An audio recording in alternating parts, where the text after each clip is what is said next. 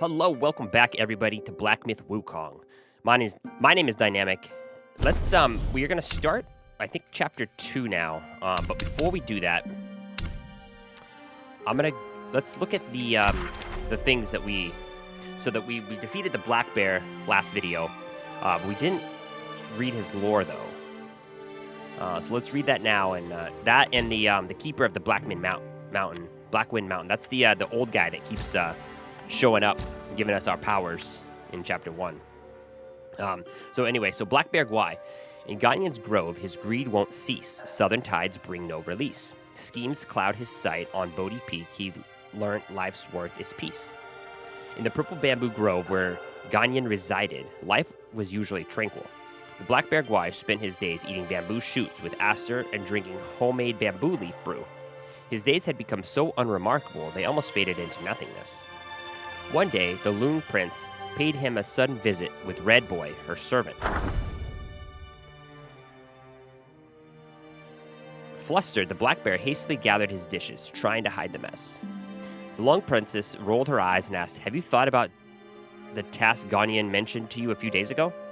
Black Bear Guai didn't answer. He simply retrieved a box out of the chest and handed it to the Loon Princess. Red Boy snatched it and opened it. Inside was a transparent honey-fried sugar sculpture of an immortal riding a lion, known as a lion immortality candy. Yesterday, there was a Dharma assembly. At the top of the feast, there was this exquisite and eye-catching sugar sculpture. I especially saved it for you as a token of my respect. Do you presume to understand my tastes? Keep this for the children. Hearing this, Red Boy lost interest and stuffed the box back into Black Bear Guai's arms. Only did the Loon Princess let out a contemptuous laugh.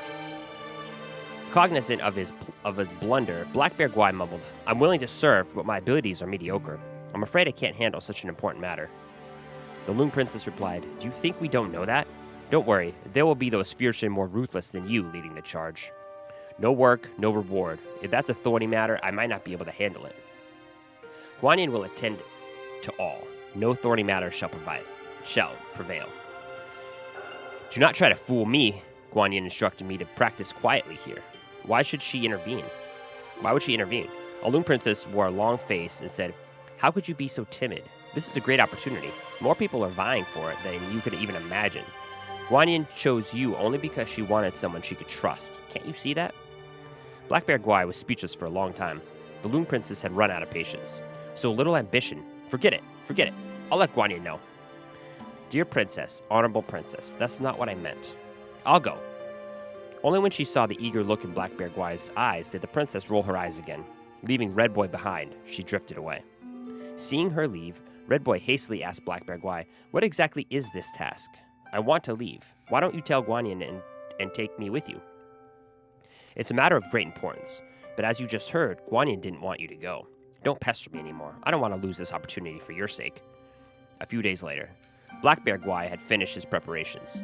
Wielding a black tasseled spear, he was about to set off. Red Boy, who had been waiting outside the bamboo grove for days, hurriedly caught up with him and once again insisted on accompanying him. Contrary to his usual manner, Black Bear Guai tried to persuade him. "Red Boy, Guanyin has instructed that you must stay here. Even your father has pressed into service this time. Surely you can see how perilous it is. This is no laughing matter." He touched the encaging band around his head and sighed, "To risk one's life just to remove a headband, it's not worth it." With that, he transformed his body into a black wind and swiftly vanished, paying no heed to Red Boy's desperate shouts. Afterward, Red Boy waited for him outside the bamboo grove for a long time, but he never saw him return.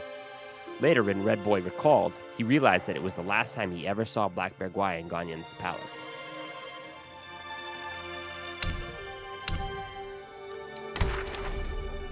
Alright, so then we're going to read about Keeper of Blackwind Mountain. A kind face veils his virtuous light. The benevolent eyes mask his might. To the one he grants a wondrous spell, for that the story has yet to tell.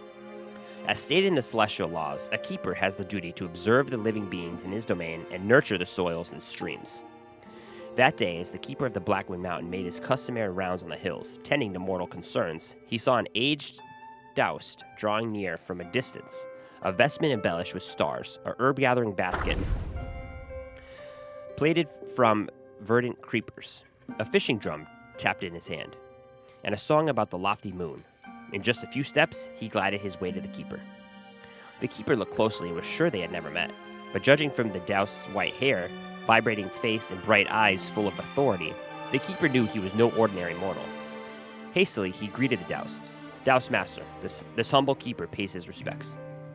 The old Doust nodded slightly and passed his basket to the keeper. The keeper took a look and saw what the basket was filled with rare and mystical items, as well as miraculous herbs. He couldn't help but be startled and asked, "How could a humble keeper accept such a generous gift?" The Doust smiled and said, "I was just passing through this place, but I knew that soon there would be a great upheaval in this mountain. I thought the items in this basket would help you weather the storm for a while, so I came to visit." "What made you say this, sir?" "I have an old acquaintance with a bad temper. Although he has amassed a measure of merit, I worry that his arrogant nature, he shall find it impossible to stay out of trouble. I fear he will bring great disaster upon himself again." The keeper thought carefully and said sincerely, "What can a humble keeper be of help?" Seeing that the keeper was quite astute, the old Doust gestured for him to draw near. He leaned in and murmured something into the keeper's ear, then instructed, "If you chance upon him in the mountain, pass on these 2 spells. I cannot reveal myself, hence I rely on you to teach him, as a means of honoring our bond." The keeper was immensely grateful and bowed deeply in appreciation. The old Doust returned the bow, and was about to leave on a cloud. The keeper hurriedly asked, "May I inquire, Doust master, from whence do you hail?" By the time the keeper spoke, the Doust had already vanished into the distance. A leaf floated down from the sky. Its scent faint yet distinct, its tip extremely slender and long, a Bodhi leaf. At that moment, a revelation dawned upon the keeper. He bowed and paid his respects to the departing silhouette until the clouds and mists obscured his sight, then turned to depart. So this Doust master was like, "Hey, can you teach the monkey these 2 spells to increase our bond?" And that's what he did. All right, let's move on to chapter 2.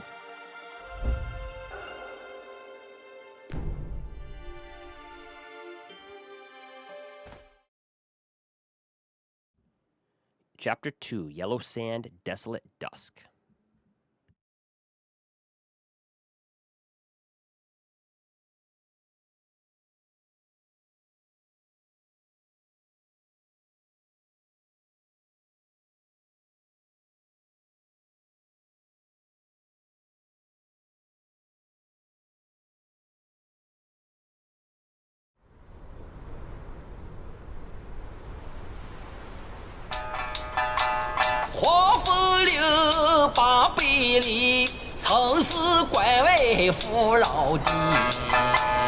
一朝蜀汉贫困起，无业瘴气渺攘际。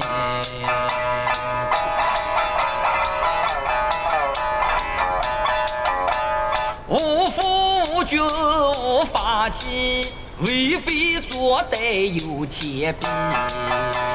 修得大圣皆福利，西风一时也惊奇。哪知不测其祸其旦夕，那黄毛孽畜再回击。平凡不是好得意，复兴后世却成谜。Riddled with arrows.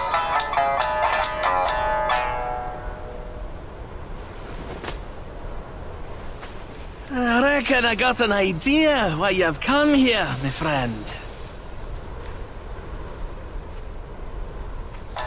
Haste makes waste. I'll lend you a hand.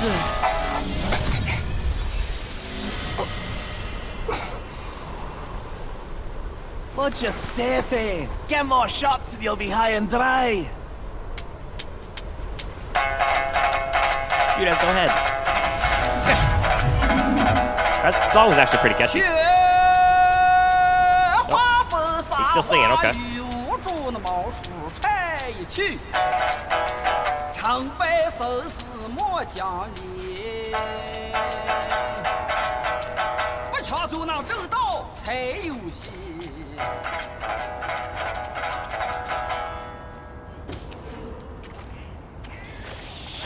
Oh shit.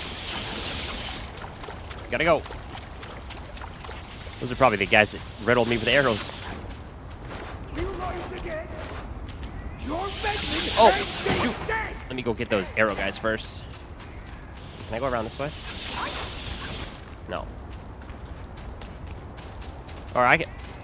Maybe I can. I'll just drop. Oh no, maybe. Maybe not. I'll go get those guys.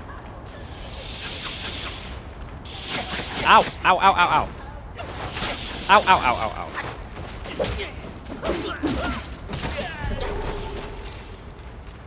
All right, we got new stuff to read here for new enemies. Oh my God! He's like, it tastes. Oh, I'm on fire.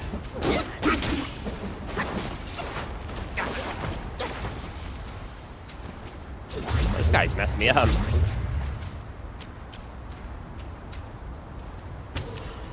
Licorice. Oh. In myriad formulas, licorice reigns the chancellor of medicines. This can be used to make medicines. Okay. Where's this guy? Oh, there he is. I didn't even see him.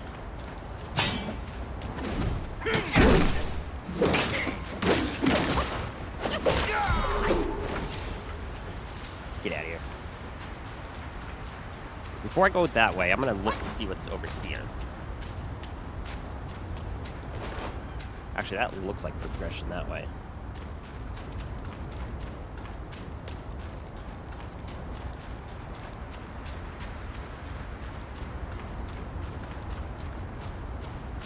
Look at this guy.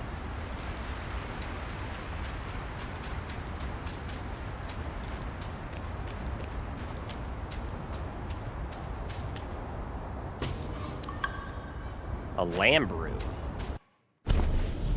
It's a drink. Each sip instantly recovers 20% of maximum health for a brief moment after, slowly recovers 25% of maximum health. Lamb, wine, and fruit on a platter offered with sincere devotion. So I'd rather this because it's 33% automatically, whereas like this is 20 and then gradually does an additional 25, which is better. But if I'm getting hit and I want instant life, or instant health rather, then that won't be a good one for me. Oh, let's read the things here. All right, what do we got? The rat archer. An army of bows carved with loom. The roars of shafts a frightening song. Oh, so it must be pronounced long. An army of bows carved with long. The roars of shafts a frightening song. Warring on, their archery glows, and with tactics their glory flows. In the days when the kingdom of flowing sands warred against Fuban, there was a company of warriors known as the Four-Feathered Army. Skilled archers they were, one and all armed with repeating crossbows and great shafts fletched with 4 feathers, capable of piercing even the strongest iron. Great was the joy of these soldiers when the weapons were placed in their hands, for they believed that with their hard-earned skills and such mighty tools of war, victory would be swiftly theirs. As darkness fell, the soldiers gathered to discuss the strategies they would employ. A veteran said, shoot its eyes to blind it, and the bug won't be able to hit us. A young one said, shoot its heart to stop its breath, and the creature will perish. A brave one said, shoot its legs to cripple it, and let it wait for death. Long they debated, each seeking to sway the others, but none could be swayed. At last, they resolved to each follow their own strategy and see which would prevail on the field. The next day, the Four-Feathered Army lined up in neat rows. At the given signal, a storm of arrows was released. Yet each archer aimed as the judge best, and not a single shaft found its mark in the same place as another. The hide of the Fuban was so thick that the rain of arrows served only to vex the creature. In the end, the valiant soldiers were scattered and put to flight. Alas, minds divided need not always agree, yet the strength of one alone has its limits. In unity lies true strength, and only with a single purpose can the greatest deeds be accomplished. A fellowship divided against itself cannot endure, but is ever doomed to ruin. Right? And then Rat Soldier. Helmets bright and halberds keen, marching where the war banners lean. To the border's drum they march in time, behind their shields their courage climbs. In Sandgate village, a rat widow grieved. Her husband, devoured by the tiger vanguard, had nothing left behind but his sand shield, a royal reward. Her sons, born after their father's demise, were her last hope. Pointing to the shields, she decreed to her growing sons, "If you don't slay that tiger, you're no sons of mine." And so they trained with the second prince, vowing to take vengeance on the tiger vanguard. Among them, one boy, frail and ill-suited for combat, loved ink and paper over spear and shield. His mother's scolding and punishments were frequent, forcing him to commit to the martial arts. He did try hard, yet his efforts only left him feeble and trembling. The same skill that took only a few days to acquire for his peers could take him weeks with no noticeable progress. Even the prince urged him to explore a different path. Therefore, the boy's enthusiasm for martial waned further. As his brothers donned red armor and golden shields, he stood alone, enduring more beatings and scorn. Once his mother went too far with her harsh words. Better to be eaten by the tiger than remain useless at home, which drove him to steal his father's shield and spear to fulfill his mother's wish. The tiger vanguard knocked him down in 2 moves, mouth open for a gulp. But stones were hurled, striking the tiger in his head.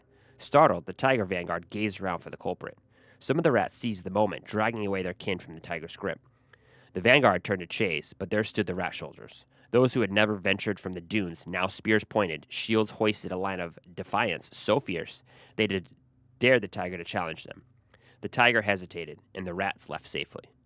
That boy did later forsake the warrior's way, but he took up his bow alongside the rat archers. With a sharp mind and truer aim, he even saved his kin in turn. So he was forced into battle. He liked drawing and writing more than combat, and his mother's like, "Yeah, I don't think so."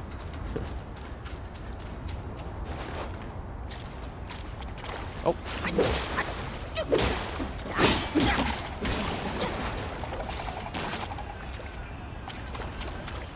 I'm gonna check the water here first before I go up on land.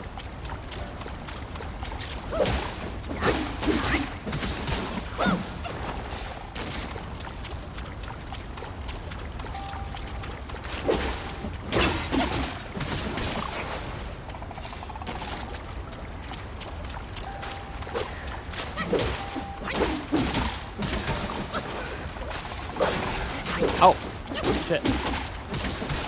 That'll just hit me.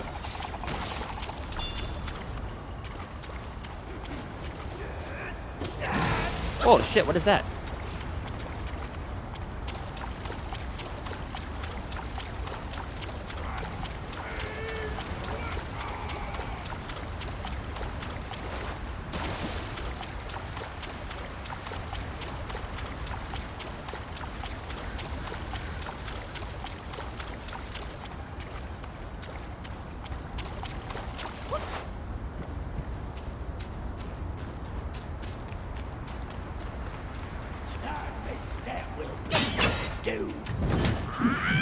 Damn it, I missed.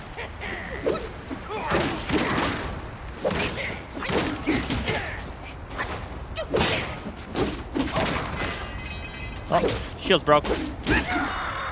Yeah.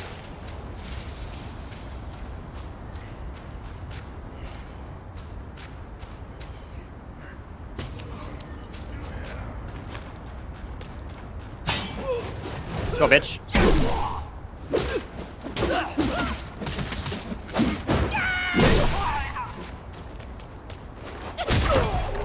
Oh. Big boy down there.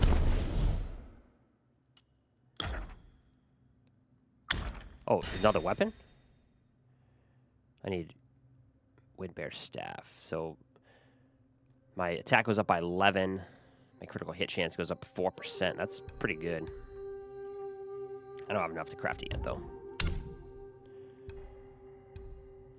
The Shock Quelling Powder. Upon use, instantly removes shocked state and significantly increases shock resistance for a short duration. All right. All right, who is this? The Rat Governor?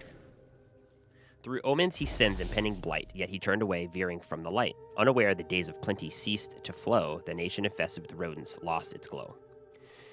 In the same year that Kingdom of Sahali was renamed as Kingdom of Flowing Sands, the rodent reverence edict was proclaimed throughout the country. This edict declared rats as celestial beings protected by the king's law, making it illegal to harm them. Whosoever breached this commandment would face the king's judgment. Hence, rat guais from across the land flocked to the kingdom. Although strife ensued between commoners and guais, none dared defy the king's decree. For the well-being of people, the scholars of the Royal Academy planned a petition to implore the segregation of Ragwise to the southwest corner of the capital. Among these scholars, there was an elder who was deeply skilled in divination. On the day of the petition, right before the scholars were to meet the king, the elder divined for his career, which came out as a grave omen. Not an auspicious time for it, he told his students, the omen in secret. I advise you to take sick leave with me today. However, his students, faithful and young, heeded him not and went forth gallantly. Just as the elder stepped outside the palace, the royal guards encircled the hall. Shouts of agony then filled the air. Unfolding the bloodshed within, hands covered his trembling ears, the elder slowly made his way home. After these kingless assemblies and the major court reshuffle, he was promoted to Grand Governor, a rank that bestowed him years of wealth and glory. But one day, as he peered into a bronze mirror, he noticed that his nose was elongated, and bristles had sprouted on both sides. Henceforth, he forsook mirrors, knowing he would always bear a rat's visage, like all those absented from that petition. So he was promoted, but he was also turned into a rat.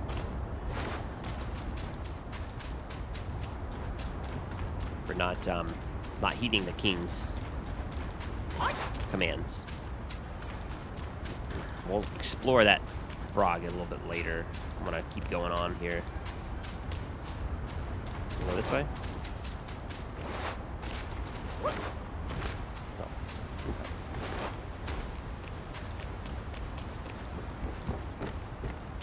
There's a shrine up here.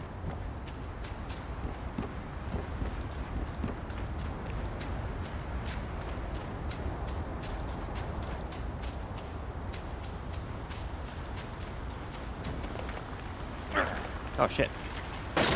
Oh, my God. Came out swinging.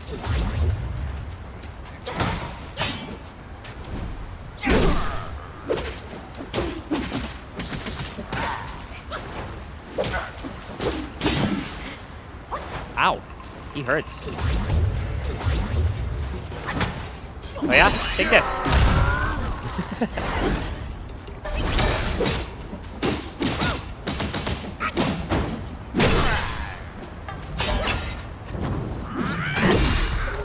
Goodbye. 9-cap Lindsay and purple Lindsay. I've already had got those apparently. I've already picked them up. And what is the Lingzaling? He looks like somebody from the Last of Us show or game, whatever. Deep in the woods, beneath the trees, where mountains green and waters please, it guards its friends with gentle ease, but gathers strength when threats it sees. In the highland bounds, a famed wine estate thrived, renowned for its medicinal brews. These beverages, with their enchanting aroma and exquisite flavor, were beloved by the people, and its business flourished. The master of the estate had 2 sons, coming of age, noble in their aspirations, yet prideful in their hearts. Cared not for the art of brewing, they spent their time seeking the company of heroes, heedless of their father's admonishments. It was at that time that a bereaved family in the village uncovered a disturbing incident, the desecration of their loved one's grave. The villagers gathered there, only to discover the shattered coffin lid and clusters of fungi where the corpses should have lain. Such sporadic incidents had occurred before, yet remained unresolved, prompting the brothers to uncover the truth. Day after day, they scoured the mountains, until one fateful night, as the 2 stealthily returned home in the darkest hour, they caught a glimpse of a figure disappearing into the brewery cellar. They pursued the presumed thief, only to discover a monstrous creature capped with a blood-ring Lingzi mushroom. Without hesitation, the brothers lunged forward, slaying the creature on the spot. The sound startled the master, who arrived only to find the Lingzi creature lying dead.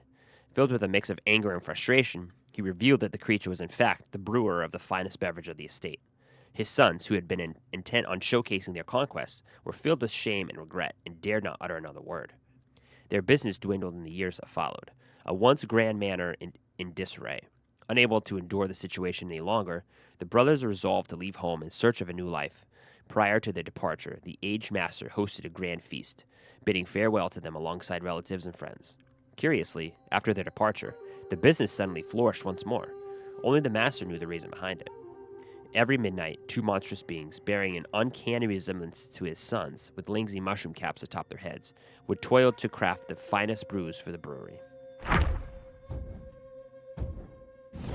So it was kind of like The Last of Us, where like they got like infected.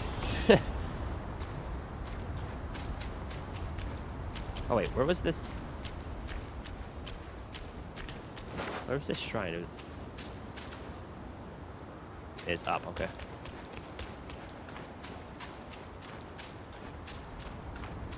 Anything else over here? Nope.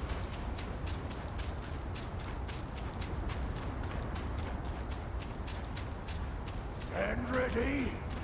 We are in trying times.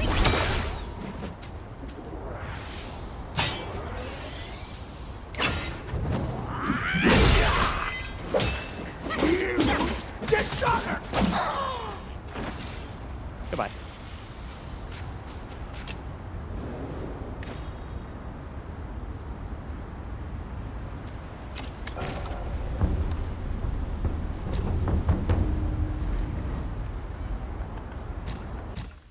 I can craft more armor. The Ebon Gold Silk Robe. 31 defense. So my defense goes up 2.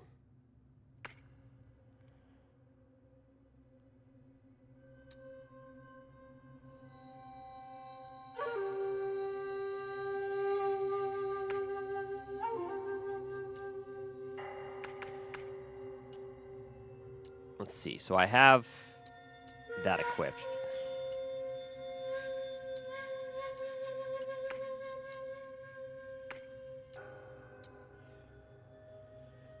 The bronze. Yeah. All right. So then if I do that, that'll be 2. Deals additional damage to the enemy upon crashing their immobilization, which I use, so I'm going to do that.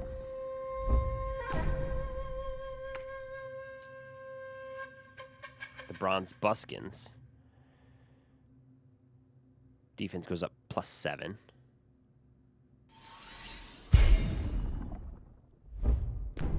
Once this penalty has been served, someone will come to his aid. Look at my feet. I have 6 toes. No, I'm just kidding. I have 5 toes. Miscounted. It just looks funny to me. What's the next? Oh, no, it's the... Yeah, it's the bronze monkey mask. I need 2 silk, though. Upon crashing on the enemy, massively reduces the cooldown for a mobilized spell, which I think is pretty good. Oh, I can buy silk. Let me buy 2.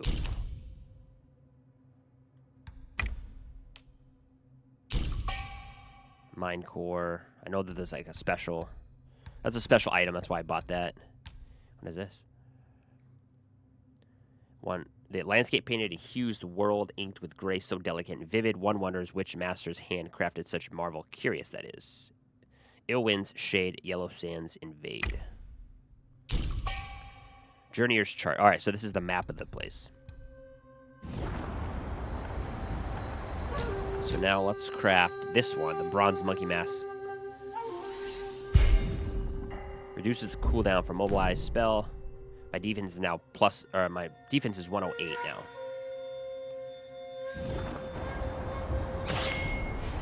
Sweet.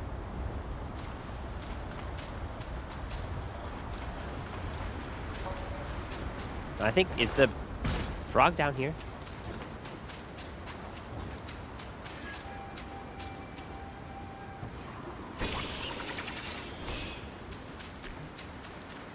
Who's this guy? He's friendly? You come at a good moment. One of my formulas was swallowed by a petty frog. Stay and help. A deity like myself will not short you. One of his formulas? So probably this frog here, I would assume.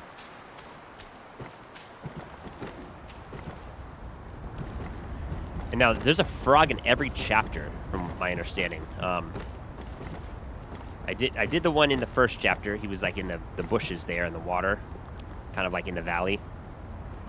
And then this is for chapter 2.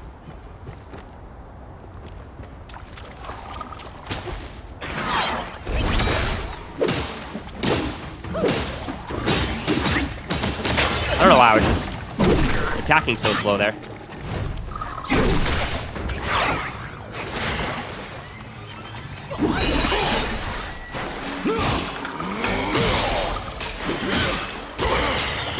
Oh, man. I'm just gonna keep hitting him. No, I'm just kidding. No, I'm not. Whoa! These little wispy things.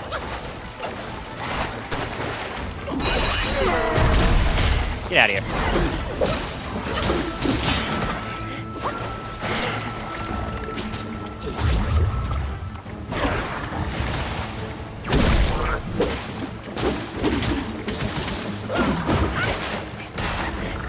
Oh my god. That was like the first big damage he did for me.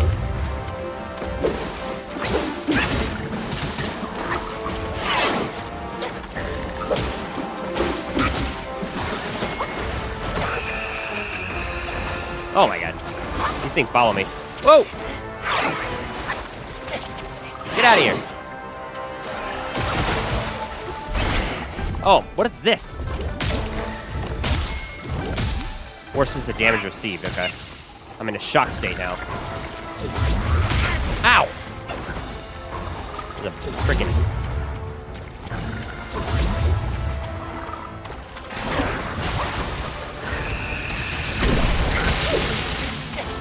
Ow!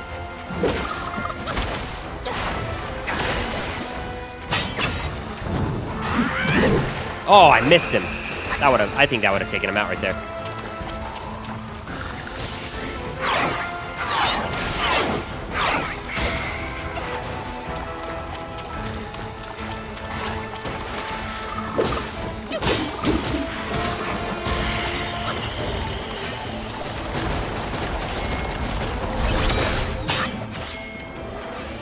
You're dead now, bitch. Gotcha. Tadpole materials. The evil repelling medicament. Medicament. That's a formula. Is this the formula that he was talking about?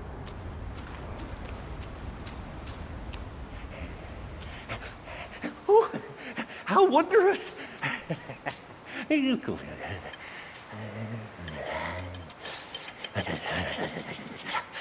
Man follows earth, earth follows sky, sky follows Tao, Tao follows nature.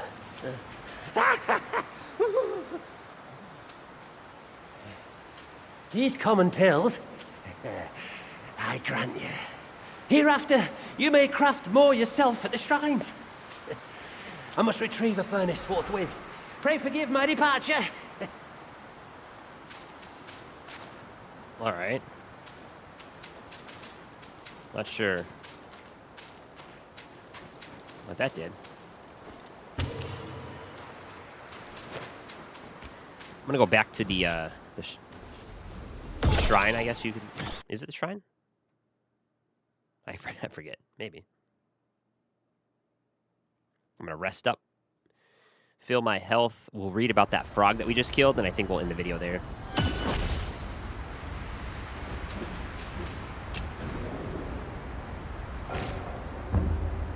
Oh, now I can make medicines. Amplification pellets. And then those are all the ingredients that I need to make those. All right, that's cool.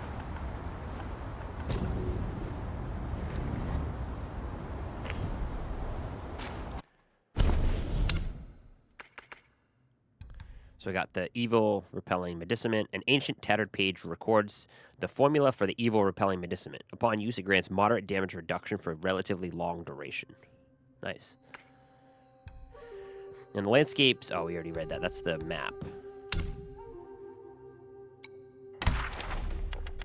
So we fought Bali Gungla or Galang. This is Lang Li Gaba. What? With swollen bellies, strange skills arise. A frog's croak can summon thunderous cries. No long needed to call the breeze in shallow waters, frogs' songs please. Here we must speak once more of that wandering doust. He passed through the kingdom of Hami, and ever since his encounter with the frogwai, he had made it his mission to hunt such guais. Far and wide he sought their traces. On a day he came unto a valley where croaks echoed, crackling with eerie flashes. Joy rose in his heart, and he hastened to the riverbank. There he set up a makeshift altar to subdue the Yagai in the river. Incense and candles were lit for the offerings. Then, with his cap removed and hair unloosed, the Douse traced the 3 seals of power with vermeil, cinnabar, and drew and banishing sword. He humbled and muttered the spells he knew. Then his roar shook the air. Thus be Lord Lau's decree. With a flash of his sword, he snatched up a seal and flung it skyward. A plume of flame flared and vanished. The frogwai in the valley, startled by this commotion, sprang from the water, a great yellow frog clad in hues between green and blue, different from the last. The Douse, seeing the Yagai spring forth, swiftly lifted a second seal. It flared up in a trice, and raging wind followed. As the third seal caught light, pealing thunder cracked from the lowering crowds. Both the Douse and the Yagai were startled, hands flying to their heads. As silence fell, they looked up to see trees blasted and split, while the storm above broke and scattered. The Douse froze, then scrambled to ready his brush for 3 more seals. The frogwai, unhurried, drummed its belly. The sky stood unchanged, but with each stroke, a dozen shafts of golden light lanced down, each striking closer on the Douse. Tumbling and rolling, the Douse could scarcely evade the beams of light. Then the frogwai gaped its maw and spat out a swarming of electrifying tadpoles. No matter how the Douse dodged, they pursued him relentlessly until he fled in utter rout. Alas, in matters of renown, it is common to judge power by the intricacy and grandeur of one's methods. There might be some wisdom in that. Yeah, so those were little tadpoles that were following me around. Those are the little guys that he was like homing missile type things, you know what I'm saying? So anyway, yeah, so I'm going to end this video right here. Beginning of chapter 2, we fought the frog. We got some new armor. And actually, you know what? Before I end the video, I'm going to continue on with this. Reduces stamina cost to charge heavy attacks. I'm going to do that twice. Oh, okay, so now I have 3 focus points. Grants massive focus upon seeing through and hitting the enemy with resolute strike. I like that. Which I do quite often, so. Let me see, what does this one look like? I have 3 now.